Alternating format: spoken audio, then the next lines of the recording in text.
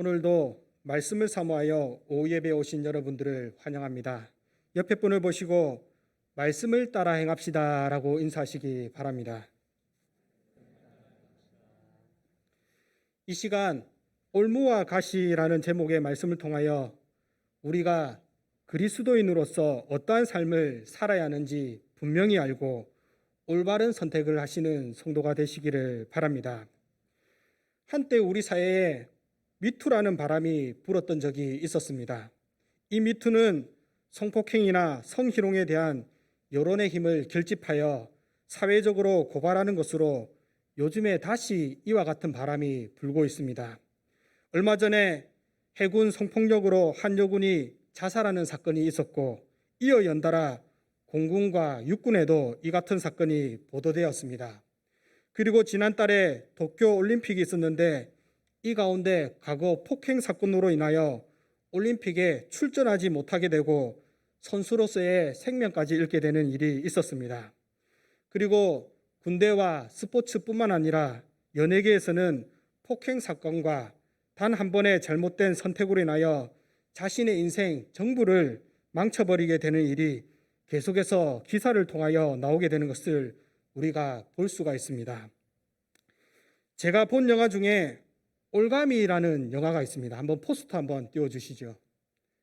예, 아마 그 연세가 있으신 분들은 좀 보신 분도 있으실 건데, 이 영화의 내용을 보면 50대의 어머니가 하나뿐인 아들과 단둘이 사는 가운데 그 아들이 자신과 결혼할 여자를 어머니에게 소개해 주면서 본격적인 이야기가 시작이 됩니다. 어머니는 아들을 단순한 아들로 보지 않고 애정의 상대로 보았기에 결혼한 며느리에 대하여 자신의 아들이 없을 때는 구박하며 대놓고 싫은 티를 냅니다. 그러다가 그 정도가 심해져 며느리를 죽이려고 하다가 자신 때문에 아들이 칼에 찔려 죽게 되면서 어머니는 정신적으로 충격을 받게 되고 결국 비극의 결말을 맞이하게 됩니다. 이처럼 단 한 번의 잘못된 선택이 그의 전 인생을 망치게 되는 것처럼 우리 인생에 있어서 선택이라는 것은 아주 중요하며 그 선택이 더욱이 자신의 평생의 인생을 좌우하게 된다고 생각할 때 우리는 이를 절대로 가볍게 이길 수가 없다라는 것입니다. 오늘 우리가 함께 읽은 본문 13절을 살펴보자면 올무와 덫, 그리고 옆구리의 채찍과 눈의 가시라는 단어가 나옵니다. 이것은 아모스 3장 5절 말씀에 짐승을 잡기 위한 것으로 표현되어 나오듯이 무엇을 잡기 위하여 그것을 죽음의 함정으로 이끌기 위한 것으로 사용되어진 단어입니다. 올가미와 덫을 한번 보여주시지요. 네, 제가 직접 사냥을 해보지는 않았지만 TV를 보면 사냥꾼들이 사냥을 하기 위하여 짐승들이 잘 다니는 길목에 올가미라는 것을 설치합니다. 이 올가미, 올무라는 것은 쇠줄을 꼬아서 만든 와이어 줄로서 이런 둥근 모양을 만들어 설치를 합니다.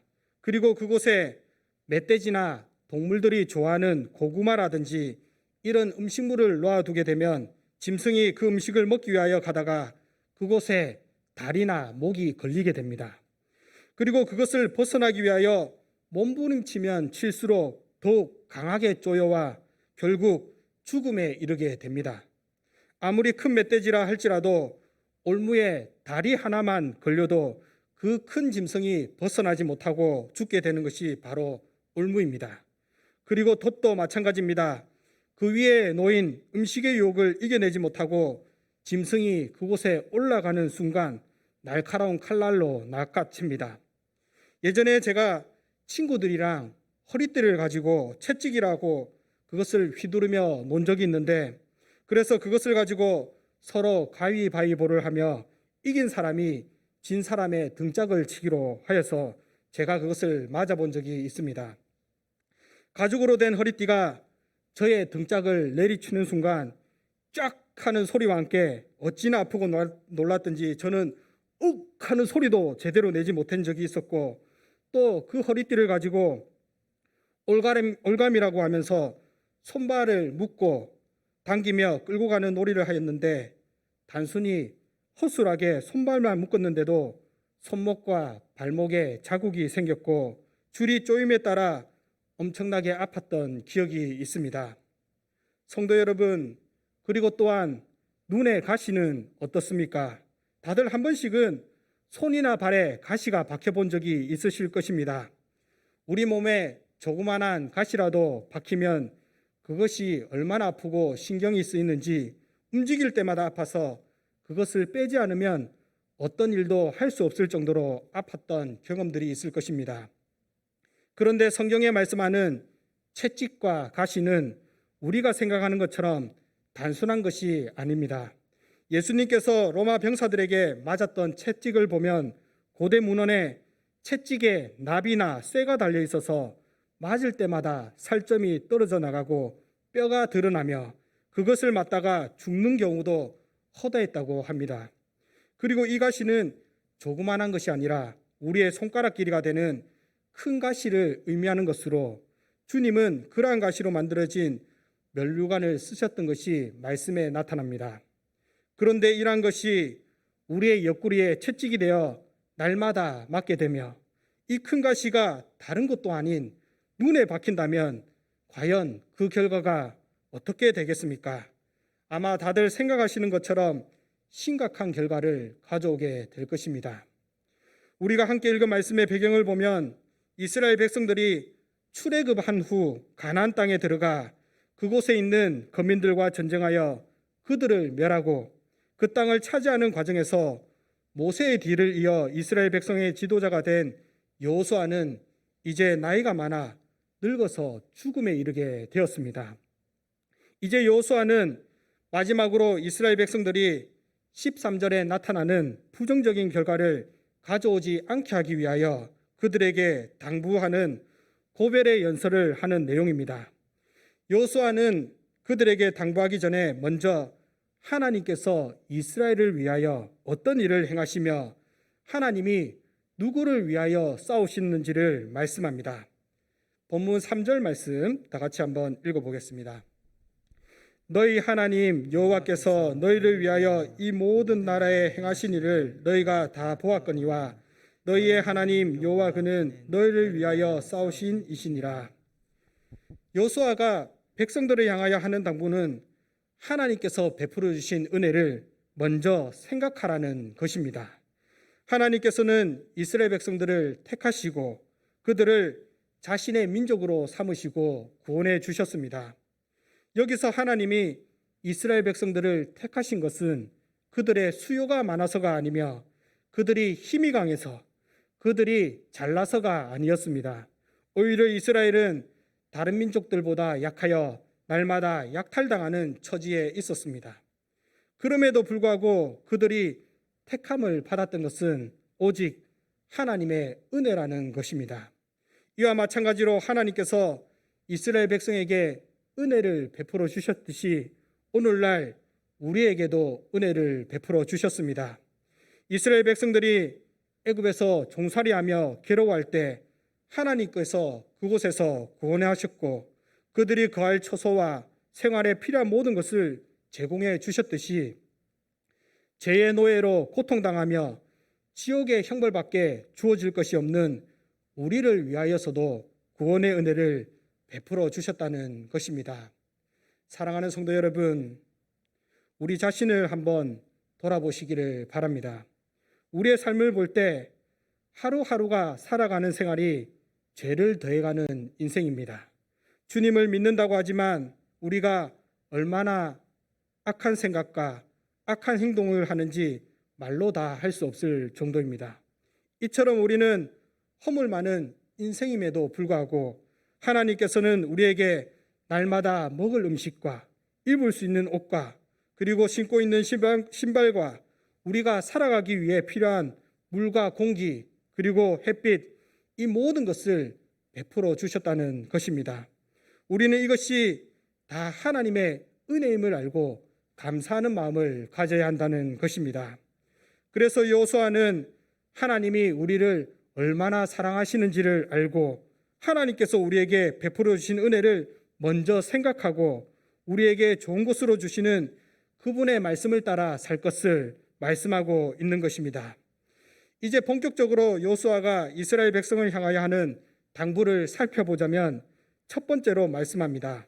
6절 말씀 다 같이 읽어보겠습니다. 그러므로 너희는 크게 힘써 모세의 율법책에 기록된 것을 다 지켜 행하라. 그것을 떠나 우로나 좌로나 치우치지 말라. 모세의 율법, 그것이 무엇인가? 그것은 누구나 아는 10가지 계명, 즉 10계명입니다. 이 계명은 이스라엘 백성이라면 반드시 지켜야 할 하나님의 명령으로서 단 한 단어로 말하자면 바로 사랑입니다. 즉 하나님께서 사랑하라고 주신 계명인 것입니다. 그래서 1계명부터 4계명까지는 하나님에 대한 사랑이, 5계명부터 10계명까지는 이웃에 대한 사랑이 기록이 되어 있습니다. 여호수아는 이러한 10계명을 알고만 있는 것이 아니라 기록된 대로 다 지켜 행하고 그것을 떠나지 말라고 명령하는 것은 율법을 힘써 지키지 않는 것이 바로 곧 율법을 떠나는 것이기 때문입니다. 여호수아가 모세를 뒤이어 이스라엘 지도자로 세워졌을 때 그는 자신이 받은 말씀을 지키기 위하여 힘썼으며 지금 죽음을 앞둔 순간에도 이스라엘 지도자들에게 그대로 다시 전함으로 말씀 우선주의로 살았음을 보여주고 있는 것입니다. 사랑하는 성도 여러분, 우리가 하나님의 말씀을 생각할 때 그냥 그 말씀을 어기지 않기만 하면 그 말씀을 잘 지켰다고 생각하는 경우가 많이 있지만 참으로 말씀을 지킨다는 것은 여호수아와 같이 그의 평생에 말씀을 가장 우선순위에 두고 그 말씀을 지키기 위하여 힘써 행하는 것, 그것이 바로 참으로 말씀을 지키는 자의 모습이라는 사실을 명심하시고 삶 가운데 하나님을 사랑하는 것과 이웃을 사랑하는 데 열심을 내는 성도님들이 되시기를 바랍니다. 그리고 두 번째로 여호수아가 당부하는 것은 이스라엘 백성 중에 남아있는 다른 민족들과 어울리지 말고 그들의 신들을 섬기지 말라고 말씀합니다. 7절 말씀 다 같이 한번 읽어보겠습니다. 너희 중에 남아있는 이 민족들 중에 들어가지 말라. 그들의 신들의 이름을 부르지 말라. 그것들을 가리켜 맹세하지 말라. 또 그것을 섬겨서 그것들에게 절하지 말라. 여기서 우리가 생각할 때 다른 민족들과 어울리지 말라고 하였으니까 하나님을 믿지 않는 사람들과 말도 섞어서는 안 되겠구나라고 생각할지 모르겠으나 여기서 들어간다, 어울린다라는 것은 그들과 함께 같은 행동을 하는 것을 뜻합니다. 즉 가나안 땅의 주민들 속에 들어가서 그들과 언약을 맺고 그 신들, 즉 우상 숭배하는 일에 동참하게 되는 것을 말씀하는 것입니다. 성도 여러분, 우리는 여호수아가 당부한 것과 같이 우리 안에 하나님 외에는 다른 신을 두어서는 안 됩니다. 마태복음 6장 24절에 보면 한 사람이 두 주인을 섬기지 못할 것이니 혹 이를 미워하고 저를 사랑하거나 혹 이를 중히 여기고 저를 경히 여김이나 너희가 하나님과 재물을 겸하여 섬기지 못하리라고 말씀하고 있습니다. 이처럼 성도는 두 주인을 섬길 수가 없습니다. 왜냐하면 하나님의 뜻과 다른 이방신의 일이 서로 상충되며 반대되며 하나님을 대적하는 일이 되기 때문입니다. 그래서 여호수아는 다른 이방신들의 이름도 부르지 말고 맹세도 말고 절하지도 말라고 당부하며 하나님께서 우리를 위하여 어떤 일을 행하셨는지 다시 한번 강조하는 말씀이 9절과 10절의 말씀에 나타나고 있는 것입니다. 9절과 10절의 말씀을 보면 하나님이 이스라엘 백성을 위하여 행하신 일은 아무리 강한 나라라고 할지라도 하나님께서는 이스라엘 백성들 앞에서 쫓아내셨고 여호수아가 있는 날까지 이스라엘 백성들에 대하여 맞선 자가 없다고 말씀하고 있습니다. 그 대표적인 예로 여리고성을 보면 우리가 잘 알 수가 있습니다.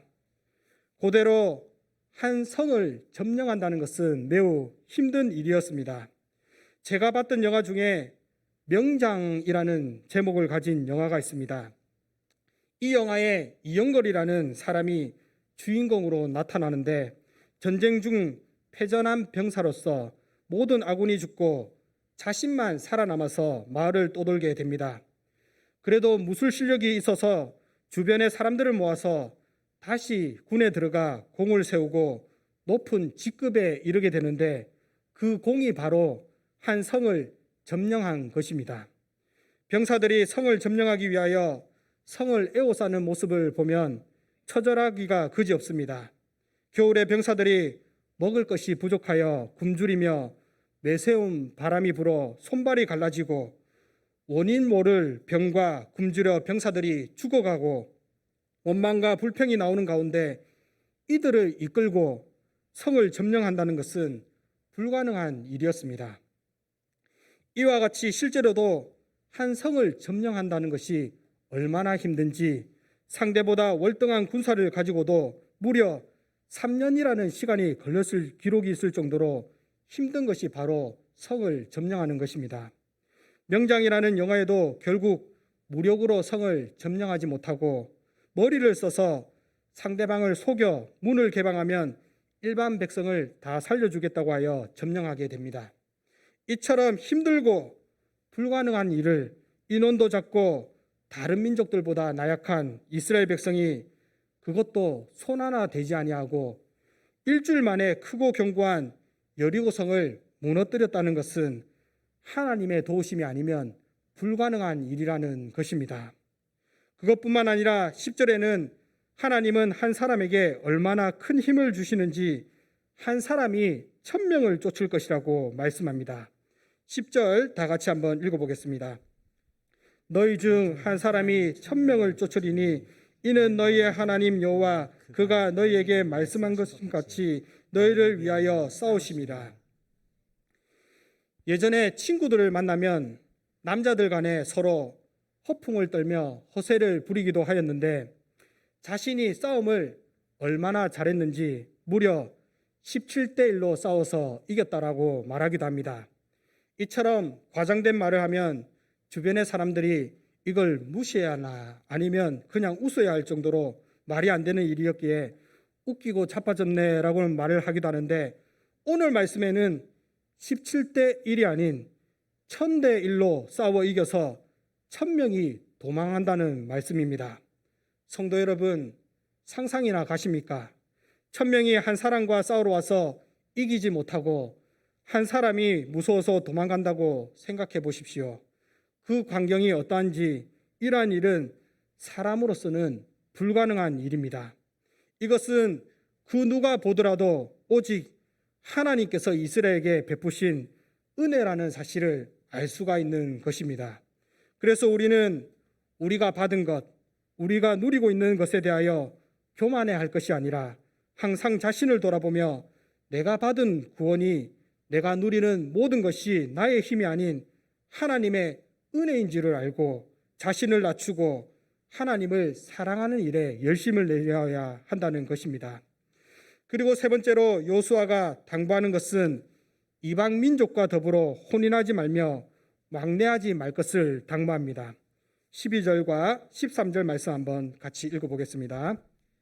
너희가 만일 돌아서서 너희 중에 남아있는 이 민족들을 가까이하여 더불어 혼인하며 서로 왕래하면 확실히 알라 이 하나님 여호와께서 이 민족들을 너희 목전에서 다시는 쫓아내지 아니하시리니 그들이 너희에게 올무가 되며 덫이 되며 너희의 옆구리에 채찍이 되며 너희의 눈에 가시가 되어서 너희가 마침내 너희의 하나님 여호와께서 너희에게 주신 이 아름다운 땅에서 멸하리라. 요수아가 이방 민족들과 더불어 혼인하지 말며 왕래하지 말 것에 대한 이유가 느헤미야에 나타나는데 느헤미야 13장 27절에 보면 너희가 이방 여인을 아내로 맞아 이 모든 큰 악을 행하여 우리 하나님께 범죄하는 것을 우리가 어찌 용납하겠느냐라고 말씀합니다. 이는 이스라엘 백성들이 자신의 민족이 아닌 다른 신을 섬기는 이방 여인들과 결혼하게 된다면 이로 인하여 하나님을 떠나게 되고 결국 우상을 섬기게 될 것을 알았기 때문에 여호수아는 그렇게 당부한 것입니다.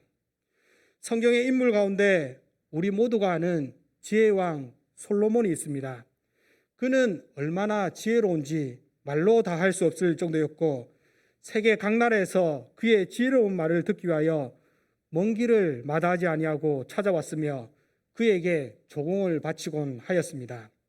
이처럼 지혜로운 왕 솔로몬도 수많은 이방 여인을 아내로 삼음으로 인하여 그가 이방 아내를 위하여 산당을 세우고 신상을 만들어 그와 함께하며 그 일에 동참하여 들어가 섬기고 절했다는 사실입니다. 제가 어렸을 때 일인데 저희 어머니가 한 청년을 만나서 전도한 일이 있었습니다. 이 청년이 나이가 좀 있는 노총각이었는데 전도를 받아 교회를 열심히 다니며 신앙도 어느 정도 들었습니다. 그런데 어느 날 이 청년이 한 여자를 만나게 되었는데 그 여인을 보면 외모도 출중하고 뭐 하나 부족한 게 없어 왜 이 청년을 만났는지 모를 정도로 빠질 것 하나 없는 처녀였습니다. 그런데 문제는 이 청년이 이 여인과 결혼을 약속하면서 발생하게 되었습니다. 이 여인의 종교는 불교였는데 이 여인이 남자에게 당신의 종교를 포기하지 않고는 내가 당신과 결혼할 수 없다고 하여 결국 이 청년은 많은 성도들의 설득에도 불구하고 주님을 버리고 믿음에서 떠나 그 여자를 따라가게 되었다는 것입니다. 사랑하는 성도 여러분, 이제 말씀을 맺고자 합니다. 오늘 말씀에 나타난 바와 같이 왜 여호수아가 이스라엘 백성에게 이러한 당부를 하였는가? 그리고 이 말씀이 우리에게 어떠한 교훈을 주는가? 그것은 여호수아가 당부한 것처럼 하나님을 향한 믿음을 지키지 아니하며 다른 것을 쫓아 행하게 되면 이것이 이스라엘 백성에게 올무와 가시가 되는 것처럼 오늘날 우리에게도 올무와 가시가 된다는 것입니다. 사사기 2장 2절과 3절 말씀 다 같이 한번 읽어보겠습니다. 너희는 이 땅의 주민과 언약을 맺지 말며 그들의 제단을 헐라하였거늘 너희가 내 목소리를 듣지 아니하였으니 어찌하여 그리하였느냐. 그러므로 내가 또 말하기를 내가 그들을 너희 앞에서 쫓아내지 아니하리니 그들이 너희 옆구리에 가시가 될 것이며 그들의 신들이 너희의 올무가 되리라. 앞에서 말씀드렸듯이 모세율법을 지키지 않는 것과 이방 신들을 섬기는 것 그리고 이방인과 혼인하며 왕래하는 일들은 하나님께서 싫어하시는 일이며 이 일을 행하게 될 때 하나님께서 이스라엘 백성과 함께하지 않으시므로 결국 이스라엘 백성들은 가나안 땅의 민족들을 쫓아내지 못하고 오히려 그것이 자신에게 올무가 되어 멸망당하게 된다는 말씀입니다. 사랑하는 성도 여러분, 하나님의 말씀은 창세로부터 지금까지 하나도 틀리지 아니하고 하나도 어김이 없습니다. 우리가 하나님의 말씀을 따라 살지 아니하고 당장 눈앞에 보이는 일이 좋아서 내가 원하는 대로 내가 하고자 하는 대로 산다면 벗어날 수 없는 올무에 빠져 자신의 생명도 버리고 거기에 그 영혼까지 영원한 형벌, 지옥에 빠져 멸망당하게 된다는 것입니다. 현재 우리가 코로나19라는 질병으로 인하여 전 세계적으로 그리고 최근 우리 교회도 어려움들을 겪었습니다. 그러나 그럼에도 불구하고 아니 그렇기에 우리가 더욱더 붙잡고 가야 하는 것은 바로 하나님의 말씀을 믿는 믿음이라는 것입니다. 주님은 우리를 향하여 인자가 올 때에 세상에서 믿음을 보겠느냐라고 말씀하십니다. 성도 여러분, 우리가 사는 인생 영원한 것 아닙니다. 언제 어디서 어떤 일이 일어날지 지금 당장에도 알 수가 없는 것이 우리의 인생입니다. 그렇기에 우리는 더욱더 믿음을 붙잡고 말씀을 따라 살아야 한다는 것입니다. 만약 우리 안에 하나님보다 더 사랑하는 것, 하나님보다 더 우선시 되는 것이 있다면 지금이라도 잘못된 신앙을 다시 한번 점검하고 바로잡고 돌이켜 말씀에 바로 서서 우로나 좌우로나 치우치지 아니하며 말씀에 기록된 대로 다 지켜 행함으로 하나님께서 믿음으로 행하는 자에게 주시는 참된 복을 다 받아 누리는 저와 여러분들이 되시기를 바랍니다. 잠시 결단의 기도를 하겠습니다.